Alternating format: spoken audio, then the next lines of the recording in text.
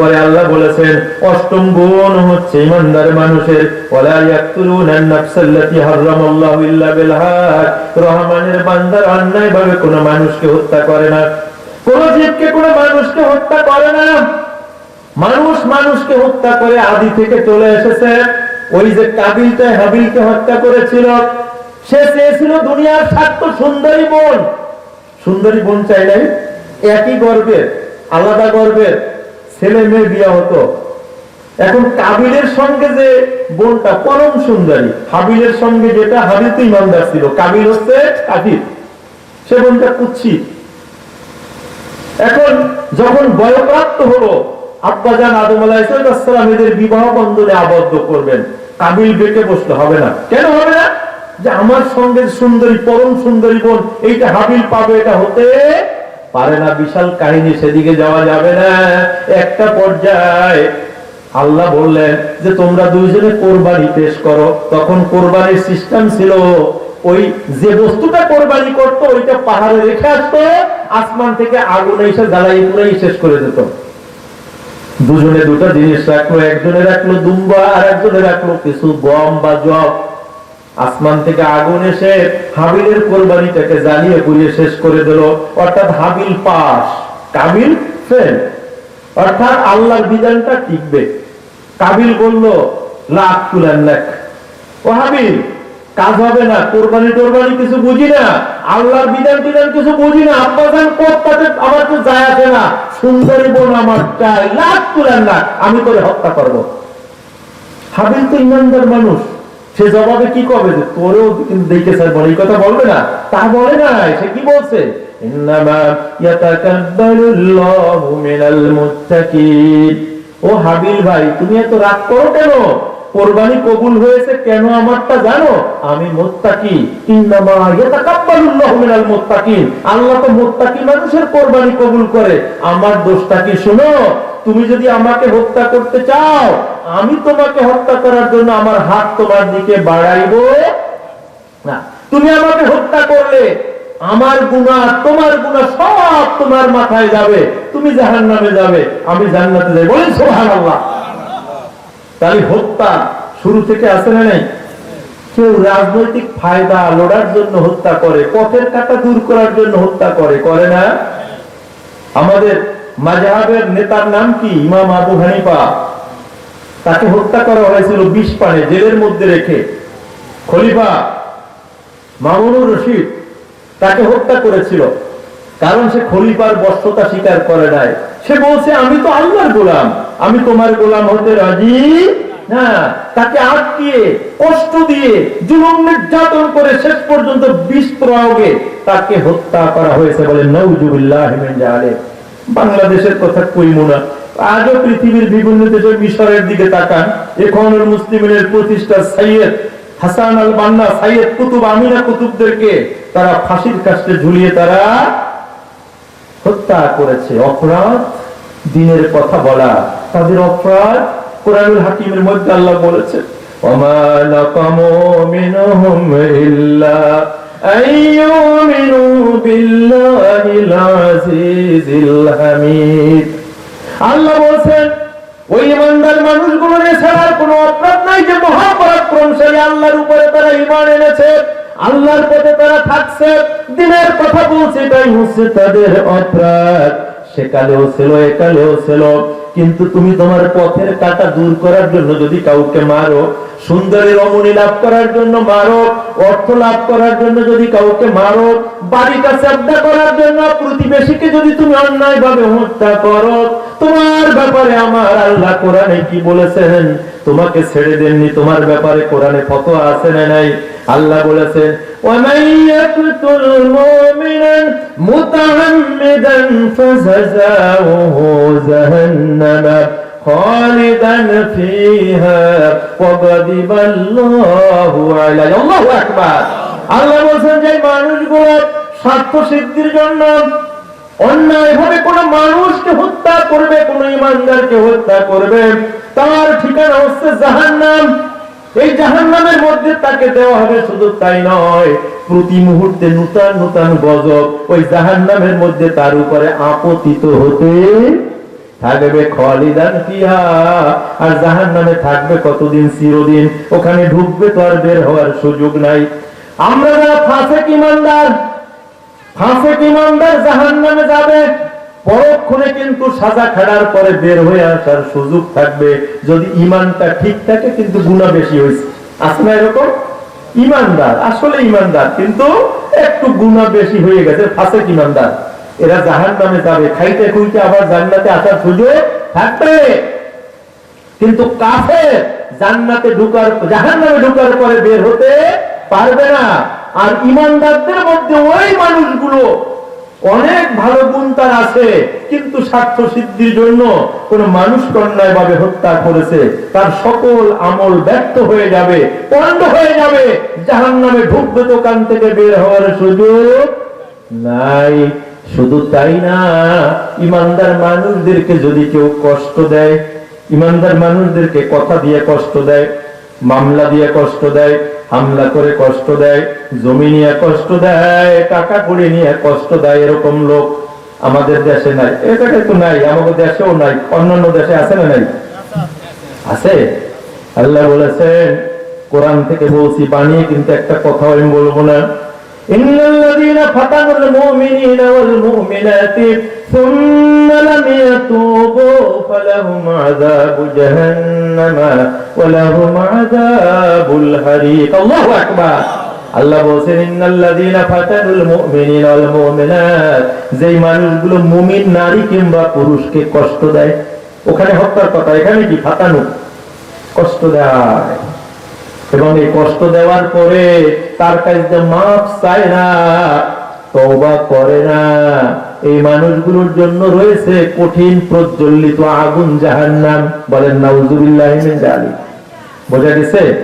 ঈমানদারদের, রহমানের বান্দার এই গুণ যে অন্যায় ভাবে কাউকে হত্যা করে না। আসুন সামনে আগাই, সময় কম, মনে হয় স্লিপ দেবে ওরা। এরপরে আছে ওয়ালা ইয়াজনুন, রহমানের বান্দাদের গুণ হচ্ছে তারা জিনা ব্যভিচার করে না। কি করে না? আছে না নাই? জিনা ব্যভিচার সমাজে আছে না নাই? জিনা ব্যভিচার ডাইরেক্ট যারা করে এটা কবিরা গুনাহ, জিনা ব্যভিচারের পথ যারা উন্মুক্ত করে তারাও কবিরা গুনাহ। বেপর্দা হচ্ছে জিনা ব্যভিচারের জন্য একটা মোক্ষম বিষয়, ঠিক কিনা? পর্দা যেখানে আছে, কোরআনের বিধান যেখানে আছে, যেই ঘরে আছে, সেই ঘরে জিনা ব্যভিচার নাই। চাচাতো ভাই, মামাতো ভাই, চাচাতো বোন, মামাতো বোন, তাওতো বোন, মাইনি, বেয়াই এবং বেআইন, যেখানে অবাধে মেলামেশা আছে, বোরকার সিস্টেম নাই, পর্দার সিস্টেম নাই, সেখানে জেনা ব্যভিচার তো নাই, আছে। জেনা কিন্তু প্র্যাকটিক্যাল জেনা একটা, চোখের জেনা আছে, মুখের জেনা আছে, হাতের জেনা আছে, পায়ের জেনা আছে। বোঝা গেছে? এই জেনা ব্যভিচার রহমানের বান্দারা জেনা ব্যভিচার করে না। তাহলে তাদের ভিতরে তো একটা জৈবিক তাড়না আছে, সেটা মিটাবে কিভাবে?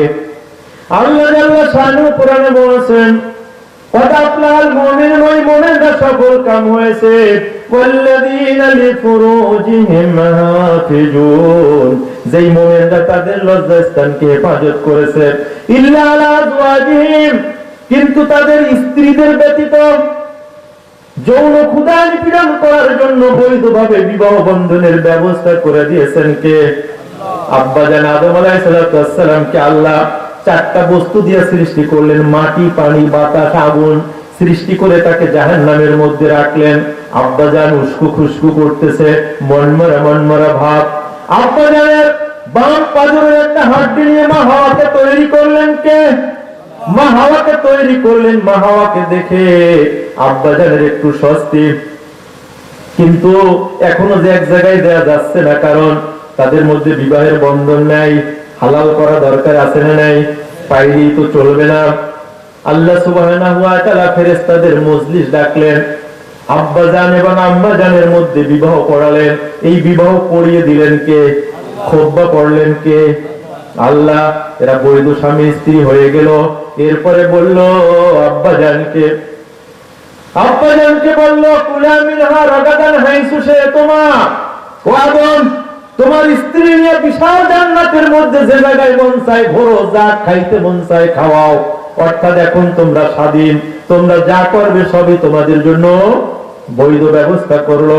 আল্লাহ সুবহানাহু ওয়া তাআলা এর কারণে বলেছেন ইল্লা আলা আজওয়াজিহিম আও মা মালাকাত আইমানুকুম ফাইন্নাহু গায়রু মালুমিন। যারা বৈধ স্ত্রীর সঙ্গে যৌন স্পৃহা পূরণ করবে এটা তাদের জন্য কোনো অন্যায় নয়। ইল্লা আলা আজওয়াজিহিম আও মা মালাকাত ইল্লা ওমান ইবতাগা ওয়ারা যালিকা ফাউলাইকা হুমুল আদুন। পরের আয়াতে আল্লাহ বলেছেন যারা বৈধ স্ত্রী ছাড়া অন্য কোন পন্থায় যৌন তৃপ্তি নিবারণ করার চেষ্টা করবে তারা হচ্ছে সীমা লঙ্ঘনকারী। বলেন নাউযুবিল্লাহি মিন যালিক। কোন কথা বলতে কোরআন হাদিসে নিষেধ বাকি আছে? আছে কখন কিছু বুঝলাম না। এক শ্রেণীর তো আছে কোরআনের ধারে কাছে আইবে না, অন্যভাবে মানুষদেরকে বুঝায়। তাফসীর মাহফিল শুনলে দৌড়ায়, শ্বশুর বাড়ি যায়, টিকিট কাটে শ্বশুর বাড়ি, কানের মধ্যে রই যায়, সে না ঢোকে। মানে শয়তানে মুরিদ বানাই ফেলছে। আছে না নাই? শয়তানে মুরিদ বানাই। তাফসীর মাহফিল শুনবে না, তোরা জামাত দেবো কারখানা। ওরে বাবারে, জামাত দেওয়া কারখানা। আমি জামাত ইসলামী করি, কেন করি? নাজাতের জন্য, মুক্তির জন্য। মুক্তির জন্য করি, কোরআন হাদিস পড়ে এটা বুঝছি যে ইসলামী আন্দোলন করা দরকার। কিন্তু যে কথাগুলো এতক্ষণ বললাম, আমি জামাতের কথা বলছি কি? একবার উল্লেখ করা হয়েছে? ইসলামী আন্দোলন যারা করবে, আলেম ওলামারা, ইমানদার মানুষগুলো, কোরআন থেকেই তো তারা হেদায়েত নেবে। নিজেরা কোরআনের হেদায়েত নেবে, অপরকে কোরআনের হেদায়েত বুঝানোর চেষ্টা করবে। তাহলে আসুন, রহমানের বান্দারা অন্যায় ভাবে কাউকে হত্যা করবে না। রহমানের বান্দারা কোনো জেনা বেবিচারের মধ্যে যাবে না। জেনা বেবিচারের পথ উন্মুক্ত করে বেপর্দা বেহায়াপনা। আমাদের সংসারগুলোর মধ্যে পর্দা আছে কি? বুকে হাত রেখে বিবেকের কাছে প্রশ্ন করি। আমি হাত জাগাইতে বলবো না, সবাই ধরা খাইয়ে যাব, ঠিক কিনা? প্রশ্ন করুন, আপনার বড় ছেলের বউকে আপনার মেজো ছেলে, ছোট ছেলে, সেজো ছেলে দেখা দেয় কিনা? বড় ভাবি তাদেরকে খাদিম দিয়ে খাওয়ায় কিনা? আপনার ওয়াইফ, আপনার ভাইরা একেবারে বিনা অনুমানিতার চুলার পিঠে আইসা বসে কিনা? চাউল ভাইজা আর খোসা, কাশি খোসা পিঠা উঠাইয়া দেবরদেরকে আপনার স্ত্রী খাওয়ায় কিনা? বাসুরদেরকে দেখা দেয় কিনা? বিবিদের কাছে প্রশ্ন রাখুন। দাড়ি, টুপি, জামাত ইসলামী, পাগড়ি, চরমোনাই, তাবলীগ জামাতের সেল্লা জাহান্নাম থেকে বাঁচাতে পারবে না, পারবে না, পারবে না। বোঝা গেছে? পারবে? পর্দা নাই, পর্দা নাই। তুমি কপাল করো, কোনো কাজ হবে না, কোনো কাজ হবে না। এই যে মিস্টার ইবলিস এত বেশি ইবাদত বন্দেগী করলো, জিন জাতির সদস্য, আল্লাহ খুশি হইয়া ফেরেশতাদের মুআল্লিম হিসেবে চাকরি দিয়ে দিয়েছে। তুই ফেরেশতাদের মুআল্লিম, ওস্তাদ শিখাও। এই ওস্তাদটা কয়টা নির্দেশ লঙ্ঘন করার কারণে অভিশপ্ত হয়েছে? Only for one. বলছিল আদমরে সিজদা করো, আবা ওয়াস্তাকবারা ওয়া কানা মিনাল কাফিরিন। সে অস্বীকার করলো, অহংকার প্রকাশ করলো, কাফেরদের অন্তর্ভুক্ত হয়ে গেল। বললো আল্লাহ তুমি যে নির্দেশ দিয়েছো এটা মানবো না। কেন মানবি না? কদিন মানবো না এই জন্য আদমরে বানাইছো মাটি দিয়া, মাটির গতি নিচে। আমারে বানাইছো আগুন দিয়া। অখলাকাল জান্না মিন মারিজিম মিন নার। আল্লাহ সূরা আর রহমানে বলেছেন আমি জিন জাতিদেরকে আগুনের লেলিহান শিখা দিয়ে তৈরি করেছি। আমাদের গতির উপরে আদমরে সিজদা করব, তোমার নির্দেশটা হয় নাই। এই কথা বলার সুযোগ আছে? আল্লাহর নির্দেশ যা সেইটাই মানতে হবে, ঠিক কিনা? ইব্রাহিম নবীকে কি বলছিল আল্লাহ? ইব্রাহিম নবীকে বলছিল ইব্রাহিম তোমার পছন্দের জিনিস, তোমার প্রিয় পুত্রকে কোরবানি করো। ইব্রাহিম বলছিল নাকি মাথা খাওয়া হয়েছিল কিনা? আল্লাহ কেমন দাঁড়ায়, বুড়ো হালে কোলা দেশ, কত ভালোবাসি। ওর আব্বা ডাক শুনে আমার কলজেরা ঠান্ডা হয়ে যায়। ওরে জবাই করতে বলো, এটা কেমন কথা, কেমন ইনসাফ তোমার? এই কথা বলছে নাকি? যখন নির্দেশ আসলো, ইসমাইলকে ডাকলো। ইসমাইলকে ডেকে কি বললো? ইয়া বুনাইয়া আন্নী আযবাহুক, হে আমার সন্তান, আমি স্বপ্নে দেখেছি, নির্দেশ প্রাপ্ত হয়েছে, তোমাকে জবাই করতেছি। ফানজুর মাযা তারা, এই ব্যাপারে তোমার অভিমত কি? ছোট্ট ছেলে ইসমাইল বলি আবাতি ফাল মা তুমার সাতাজিদুনি ইনশাআল্লাহু মিনাস সাবিরিন।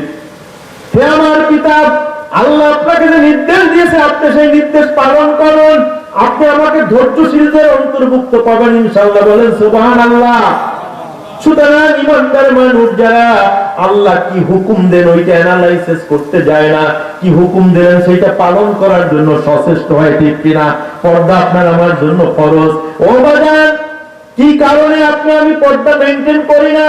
আমার মেয়েটাকে পর্দায় রাখি না, আমার পুত্রবধূকে পর্দায় রাখি না, স্ত্রীকে পর্দায় রাখি না। অনেক কথা বলা যাবে না, সময় সংক্ষেপে বললাম। আপনাকে আমাকে অবশ্যই অবশ্যই পর্দা মেনটেন করতে হবে, শুধু নামাজ পড়লে চলবে না। এবারে আসুন, আল্লাহ বললেন রহমানের বান্দারা জেনা ব্যভিচার করে না, জেনা ব্যভিচারের পথকে উন্মুখ করে এমনও কোনো কাজ তারা করে না। আসুন পরবর্তী গুণ আল্লাহ বলেছেন, যারা এই কাজগুলো করবে, যারা আল্লাহর সঙ্গে শরীক করবে, মানুষ অন্যায় ভাবে হত্যা করবে, জেনা ব্যভিচার যারা করবে, এই মানুষগুলোর সঙ্গে কঠিন শাস্তির, জাহান্নামের শাস্তির মোলাকাত হয়ে যাবে।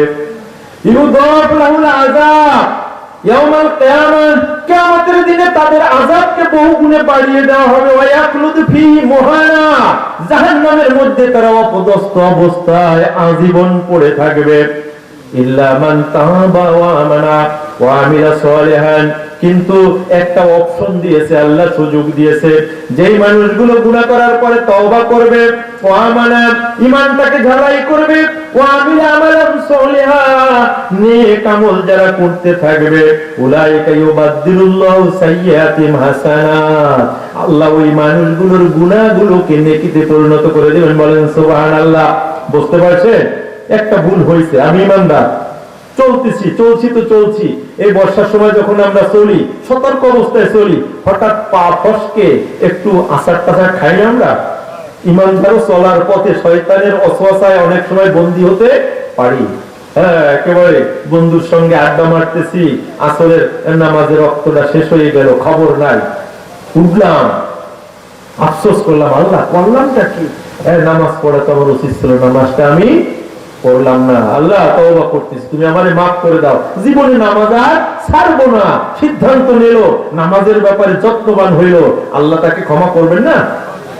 আল্লাহ বলেছেন লাউলা তাস্তাগফিরুনাল্লাহ লাআল্লাকুম তুরহামুন, ও বান্দারে তোমরা কেন আমার কাছে ক্ষমা চাও না? যদি ক্ষমা চাও, ক্ষমা তো করব, তোমাদের উপর রহমত বর্ষণ করব। বলেন সুবহানাল্লাহ। সেরকম একটা সুযোগ আল্লাহ এখানে দিয়েছেন। কদাচিৎ ত্রুটি হয়ে গেলে যেই ব্যক্তিটা তওবা করবে, তওবা মানে কামব্যাক করা, ফিরে আসা, আল্লাহর দিকে ফিরে আসবে, যারা ইসলামটাকে মজবুতির সঙ্গে ধরবে, ঈমানটাকে সংশোধন করে নিবে, নেক আমল করবে। ওবাজান নেক আমল কাকে বলে? ওই যে সূরা আসরের মধ্যে আছে, ওয়ালাস, সময়ের কসম, দুনিয়ার সকল মানুষ হচ্ছে খাসারাতের মধ্যে, অকল্যাণের মধ্যে, ইল্লাল্লাযিনা আমানু ওয়া আমিলুস সালিহাত, কিন্তু ওই মানুষগুলো খাসারাতে নয় যারা ঈমান এনেছে, নেক আমল করতে থেকেছে। এখানেও নেক আমলের কথা এসেছে, অনেক লম্বা কথা বলা যাবে না। নেক আমল হচ্ছে সরে আল্লাহর বিধান, রাসূলের তরিকায় পালন করা। বলেন সুবহানাল্লাহ। টোটাল ইসলামটাকে যদি আমরা সামারাইজ করি, সার সংক্ষেপ করে আনি, তাহলে আল্লাহর বিধান, রাসূলের তরিকাই হচ্ছে নেক আমল। বোঝা গেছে? দৈনন্দিন 24টা ঘন্টা, রাতে দিনে কয় ঘন্টা? এই 24টা ঘন্টায় আপনাকে আমাকে চেষ্টা করতে হবে আল্লাহর বিধান, রাসূলের তরিকায় চলা, ঠিক কিনা? আল্লাহর বিধান, রাসূলের তরিকায় যদি চলি, এটাই হচ্ছে নেক আমল। আল্লাহ বলেন গুনাহ করার পরে যারা তওবা করবে, ঈমানটাকে ঠিক করে নেবে, নেক আমল করবে, আমি আল্লাহ তাদেরকে শুধু মাফ করব না, তাদের আমলনামায় যে গুনাহগুলো ছিল, 10 কোটি গুনাহ ছিল, এই 10 কোটি গুনাহকে আমি 10 কোটি নেকি দিয়ে পরিবর্তন করে দেব। বলেন সুবহানাল্লাহ। কেন পরিবর্তন করবে? ওই যে আল্লাহ রহমান বলে আসি না, আল্লাহ আপনার আমার ভালো চান, মঙ্গল চান, কল্যাণ চান, আপনাকে আমাকে ভালোবাসেন, তাই তো তিনি গুনাহগুলোকে মিটেই দিতে পারতেন। এখন খাইতে খা, নেকি ফসল ফলা, খাইতে খা না, অত খাটাবেন না, গুনাহগুলোকে তিনি নেকিতে পরিণত করে দেবেন। বলেন সুবহানাল্লাহ। কি সুবহানাল্লাহ কয়? আরো জোরে বলেন সুবহানাল্লাহ। এর চাইতে খুশির খবর কিছু আছে? বলেন। ত্রুটি বিচ্যুতি হইতেই পারে, নবী আলাইহিস সালামরা অন্যায় করে নাই, ভুল করে নাই, হাজী সাহেব, গাজী সাহেব, পীর সাহেব, বুজুর্গ সাহেব, নেতা সাহেব, সবাই কিন্তু ত্রুটি বিচ্যুতির মধ্যে কম বেশি আমরা আছি। সুতরাং আমাদেরকে কি করতে হবে? তওবা করতে হবে। আল্লাহ রাসূল দৈনিক কতবার তওবা করতেন? 100 বার। তাহলে আমাদের 1 কোটি বার করা লাগে? তা তো পারবো না। অন্তত আল্লাহ রসুল যে 100 বার করেছেন এইটাকে সুন্নাত মনে করে 100 বার অন্তত আমরা তওবা করব। তাহলে পার নামাজের বাদে কয়বার হয়? 20 বার। যদি ভাগ করে নিই 20 বার, 5 করি 100। নামাজ বাদ পারলে করবেন, অথবা একসঙ্গে বসে আপনি করবেন, আরো বেশি করেন, চেষ্টা করতে হবে আরো বেশি বেশি করার। আমরা রোজানা যেন কিছু তওবা করি। হ্যাঁ, আস্তাগফিরুল্লাহাল্লাযী লা ইলাহা ইল্লা হুয়াল হাইয়ুল কাইয়্যুম ওয়া আতুবু ইলাইহি। বড়রা যারা পারবেন আস্তাগফিরুল্লাহ আস্তাগফিরুল্লাহ আস্তাগফিরুল্লাহ আস্তাগফিরুল্লাহ পড়া যায় না? আস্তাগফিরুল্লাহ। আমলে কিন্তু আউলিয়া, একটু আমল করবেন তো। আহা বাজান, কখন যে মালাকুল মউতের লাগে দেখা হবে আমরা কেউ জানি না। রফিকুল ইসলাম কবির কি বাড়ি যেতে পারবে? লিখে দিতে পারেন? প্রতিমধ্যে মেসেজ আসতে পারে না যে রফিকুল ইসলাম কবির আলোচনা করছিল? সে তো না, আগামীকালকে জহুরবাদ মাদ্রাসা ময়দানে তার জানাজা, হতে পারে না। সুতরাং এত অহংকার, এত বড়াই কিসের জন্য? আসুন, এরপরে আল্লাহ বলেছেন ওয়াকানাল্লাহু গফুরুর রহিম, আল্লাহ হচ্ছেন ক্ষমাশীল, অনুগ্রহ পরায়ণ। ওয়ামান তাবা ওয়া মিনাস সলিহান ফাইন্না ইয়াতুবু ইলাল্লাহি মাতাবা, আল্লাহ বলেন যারা তওবা করে নেক আমল করে তারা উত্তমভাবে তওবা করলো। ওয়াল্লাযীনা লা ইয়াশহাদুনা যুর, যারা অন্যায় অপকর্ম পাপের কাজ দেখা দাঁড়ায় না। আপনি প্রতিমধ্যে চলতেছেন, নাচের আসর, গানের আসর মাঝে মধ্যে আছে না নাই? আপনি ইমানদার মানুষ, রহমানের বান্দা, আপনি বুঝে ফেলছেন অকাম কিছু একটা হচ্ছে, আপনি দাঁড়াবেন তো নাই, আড়াল দিয়ে যেন চোখ ওদিকে না যায়, আপনি চলে যাবেন, তাহলে আপনি রহমানের বান্দা। বোঝা গেছে? কোন অকামের সঙ্গে, অন্যায়ের সঙ্গে, বাজে অনর্থক কাজের সঙ্গে রহমানের বান্দার কোন সম্পর্ক থাকতে পারে না। এরপর আল্লাহ বললেন ওয়াইজা মাররু বিল্লাহি কিরামা, রহমানের বান্দারা যখন কোন অন্যায় অনর্থ কাজে বাজে কাজ, কাঁচা দিয়া ফুটবল খেলানো, কাঁচা দিয়া দাঁড়িয়ে সুচ খেলানো, কাঁচা দিয়া আপনার ডুবডুব খেলানো আছে না নাই? কাঁচা দেয় যারা, ফরজ তরক করে তারা, ঠিক কিনা? যেই ব্যক্তি ফরজ তরক করলো সে গুনাহগার হলো। আপনি তার রানের দিকে তাকালেন, একটা কবিরা গুনাহ আপনার আমল নামায় লেখার ব্যবস্থা করবে কি আল্লাহ? এগুলা হলো লাগবো, এগুলা হলো অন্যায় কাজ। এই যে বলা হলো ওয়াইজা মাররু বিল্লাহি মাররু কিরামা, এই অন্যায় কাজ, আজে বাজে কাজ, অনর্থক কাজ, হারাম কাজ যখন ঘটবে তুমি সেখান থেকে সম্মানজনক ভাবে চলে যাবে, ওর সঙ্গে কোনো সম্পৃক্ততাও থাকবে না, তাহলে তুমি রহমানের বান্দা হবে।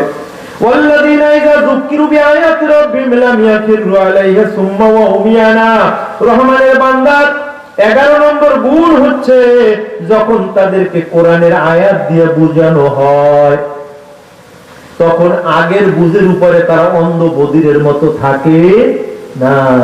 আগে একটা ভুল বুঝছিল, ওই দরবারে যাইতো, খাজার দরবারে যাইতো, ওই যারা দেলকাবায় নামাজ পড়ে ওদের সঙ্গে মিলতো, কিন্তু কোরআন দিয়ে যখন বুঝানো হলো, ওর কানের মধ্যে ঢুকলো, তখনও একথা বলবে না যে ও তো জামাত ইসলামীর লোক, ও কি কইছে না কইছে, কোরআনে যা থাকবে থাক, মজা এই জায়গায় থাকমু, এইটা যদি থাকে তাহলে রহমানের বান্দা হইতে পারলো না।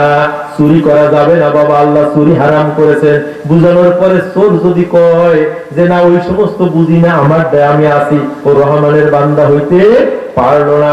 রহমানের বান্দার 11 নম্বর গুণ, তাদেরকে যখন কোরআন দিয়ে বুঝানো হয় তখন তারা তাদের পাপ কাজের উপরে অন্ধ এবং বধিরের মতো অবস্থান করে না, তারা আলো নেওয়ার চেষ্টা করে, কোরআনের দিকে আসার বুঝ নেওয়ার চেষ্টা করে। যারা রহমানের বান্দা হচ্ছে তারা।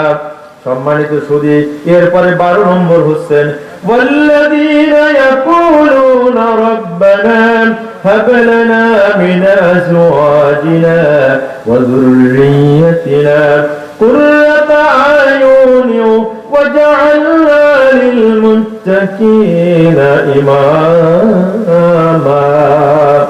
রহমানের বান্দা হচ্ছে তারা যারা যখন আল্লাহর কাছে মুনাজাত করে, প্রার্থনা করে, তখন তারা বলে রব্বানা, হে আমাদের রব, হাব লানা মিন আজওয়াজিনা, আমাদের স্ত্রীগণ, যুররিয়্যাতিনা, এবং আমাদের সন্তানগুলোকে কুররাতা আয়ুন, চোখের শীতলতা বানিয়ে দাও। অর্থাৎ আমার স্ত্রী, আমার সন্তানগুলোকে তুমি দ্বীনের পথে ওঠার তৌফিক দাও। সন্তানকে স্ত্রীকে নসিহত তো করতে থাকবো, আমি সন্তান এবং স্ত্রীকে দিনের পথে চালানোর জন্য চেষ্টা তো করতে থাকবো, পাশাপাশি আল্লাহরও সাহায্য চাইতে থাকবো, ঠিক কিনা?